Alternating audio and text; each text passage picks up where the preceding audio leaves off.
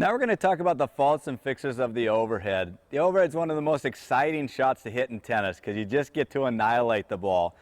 One of the most frustrating because too often we go up in that little sitter lob and we try to annihilate it and we hit at the bottom of the net or clear to the back of the wall. Very important to understand it's typically just a breakdown in form. If we keep it simple and understand the basics of what causes the things to happen, it'll be very easy to adjust. Balls that are hitting the bottom of the net, it's normally caused because we're letting our left arm drop and it pulls our head down. So as we're hitting, we're pulling down and down in the bottom of the net rather than keeping that arm up, reaching, snapping that wrist and dropping it down in the bottom, on the other side of the net. Very important. Keep your left arm up a little bit longer. This arm actually will benefit you in a couple different ways. One, it keeps the head and the chest up to attack that ball at the height of the reach. It also can be used to block the sun out if it's a very sunny day. It's another thing that causes us to miss sometimes as we look into the sun and we see spots and don't know which one to hit. But very important, balls into the net, adjust, keep that arm up, reach, snap it down and follow through, but snap it right down on the other side of the net. Normally the balls that are going long, it's typically caused because we let the ball get behind us and we try driving that ball as the ball is back behind us. If you look at the angle of the racket back here, it's going to go long. We want to make contact out in front so we can drive that ball right down into the court. And we want to make sure that we let our wrist snap. Snap that wrist. This is one of the times that we have to snap our wrist. So if you're looking at it here, I want to make sure I'm contacting in front and I'm driving that ball straight down into the court. Let the wrist go. A couple shots in tennis that we let our wrist really go is the overhead and the serve. So very important. Also, if that ball gets behind you, make sure that you don't try to pull the forearm down as you're snapping the wrist. A ball behind, just let that wrist snap. The wrist snap itself will bring it down into the court as well.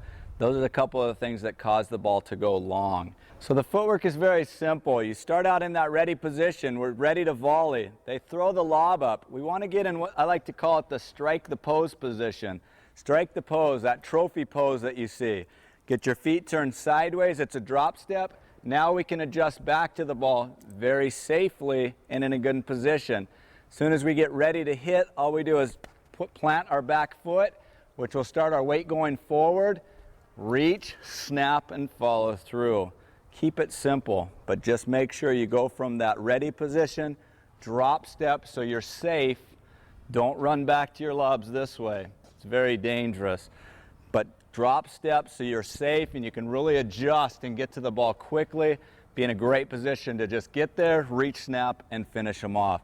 Another crucial point is to remember the Continental Grip. Anything in front as we're moving into the court, we should go to the Continental Grip for our half volleys, our overheads, and our serves. It's the V of the hand, platform number one, racket straight up and down. What this allows us to do is snap the wrist all the way through. If you get that grip over, you'll actually hit the butt cap on your hand and you won't be able to snap your wrist all the way through. That will shoot the ball long as well. You won't be able to get that snap down into the court.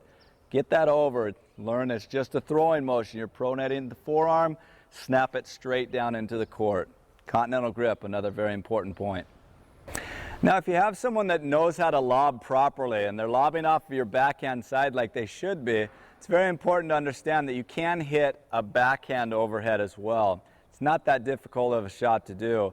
The important things to remember on a backhand overhead is you want to turn and get your back all the way to the ball. If you try to turn sideways on this, you're going to have a tough time getting the ball to stay in the court. Turn your back all the way to the ball, reach up, snap the wrist. Just throw the wrist back. That's all that's important. It's just like a ball that gets behind you on the forehand side. It's just a snap of the wrist will bring it down in. On the backhand side, it's exactly the same. Turn your back, here, snap the wrist. You'll be able to pull it down in the court.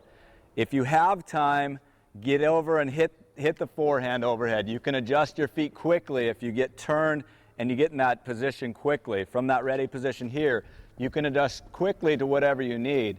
But if you do get caught having to hit the backhand overhead, It's a shot that's not difficult to master. If you go out and just practice it a couple times, turn your back, snap the wrist down, you'll find the results will be there.